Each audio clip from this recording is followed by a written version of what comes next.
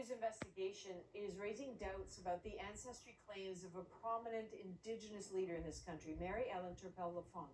She claims to be a Treaty Indian and to have Indigenous ancestors, but that doesn't appear to be backed up by documentation. As Jeff Leo shows us, her story illustrates the complex and evolving debate around Indigenous identity in Canada. Anti-Indigenous racism. Mary Ellen Turpel-Lafond is considered to be one of Canada's most prominent and successful Indigenous scholars and leaders. She has been a high-profile voice on behalf of Indigenous communities for decades. Mary Ellen Turpel is also with us, even representing them during the Charlottetown Accord negotiations.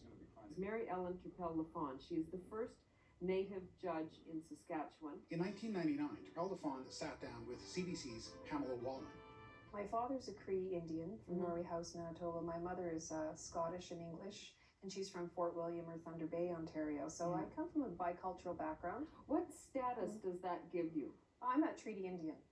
I'm a Treaty Indian. Late last year, however, CBC News received tips that raised questions about Turpel-Lafond's claims to Indigenous ancestry. Turpel-Lafond told CBC News that her dad, Bill, was Cree. She also said that he was raised by her grandparents, William and Eleanor Turpel, but genealogical records show that her grandparents were of European and American ancestry. CBC News asked Turpel-Lafond, given that, how could her dad be Cree? In an email, she didn't answer directly, only hinting at family secrets. There was a Dr. Turpel at Norway House when I was just a boy. The Turpels were not Cree. They were white people. The claim is also disputed by 93-year-old Joe Keeper from Norway House, who went to school with Turpel-Lafond's father. He doubts her dad was Cree. He was not an Indian boy, he was a white boy. The first I've ever heard of Billy being Indian is when I've heard it from you.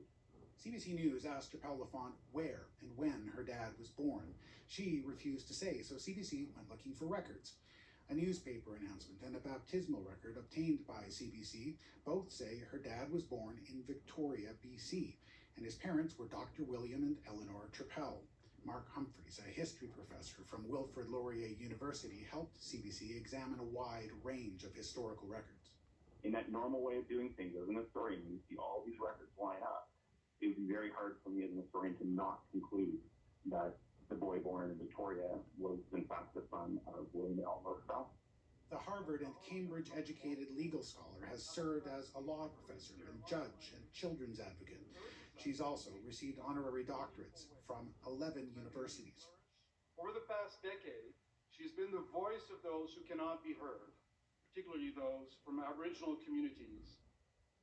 Because Turpel-Lafond didn't say who her father's biological parents were, CBC reached out to one of her sisters. She said she believed her dad was either adopted from a Cree family or was the product of an affair involving her grandfather and a Cree woman. But CBC has found no evidence to support that claim. And Turpel-Lafond has declined to provide her Indian status card, or even say if she has one. And Jeff, this, of course, isn't the first time this kind of allegation has been made against someone.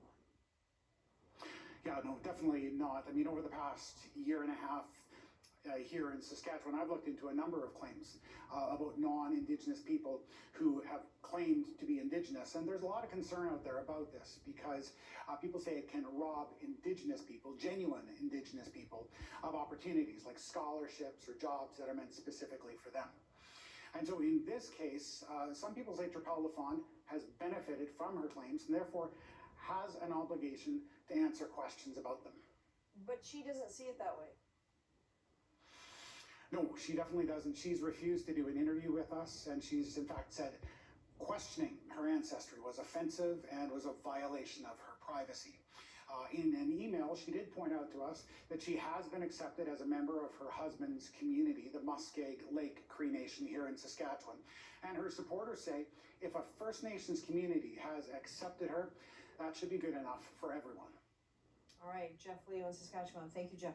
Yeah, you're welcome.